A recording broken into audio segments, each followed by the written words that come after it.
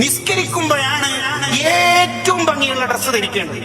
പുരുഷന്മാര് വീട്ടിൽ നിസ്കരിക്കുമ്പോ ലുങ്കിയും ഉള്ളിലിടുന്ന ഒരു ബനിയനുണ്ട്. ദീർഘദൂര യാത്രക്കാരായ ലോറി ഡ്രൈവർമാരൊക്കെ ഇടുന്ന ഒരു ബനിയൻ. കാർഗിൽ യുദ്ധത്തിൽ വെടിയേറ്റ് 4 ദ്വാരങ്ങളൊക്കെ ഉണ്ടാവും അതിൽ.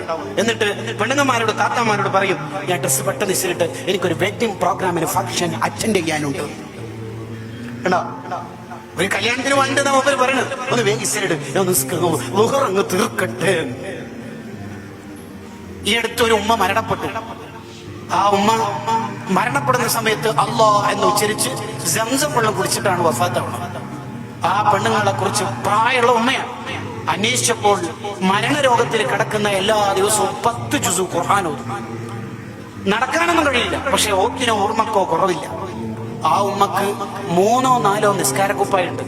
ഒരു നിസ്കാരക്കുപ്പായ ഒരു ദിവസം ഇട്ടാൽ പിന്നെ അത് അലക്കിയിട്ട് മാത്രമേ ഇനി അത് ധരിക്കൂ. വേറെ നിസ്കാരക്കുപ്പായം ഉണ്ടാവും. ഇത് നമ്മുടെ ഉമ്മമാരുടെ നിസ്കാരക്കുപ്പായം കരിമ്പം കുത്തി ഡിസൈൻ ചെയ്ത് ചിക്കൻ റോള് ചുരുട്ടി മതിരി ചുരുട്ടിയിട്ടുണ്ടാവും. അതിൽ തന്നെ മനസ്സിലാവും നമുക്ക് ഈ നിസ്കാരത്തോട് ബഹുമാനം ഉണ്ടോ ഇല്ലയോ എന്ന്.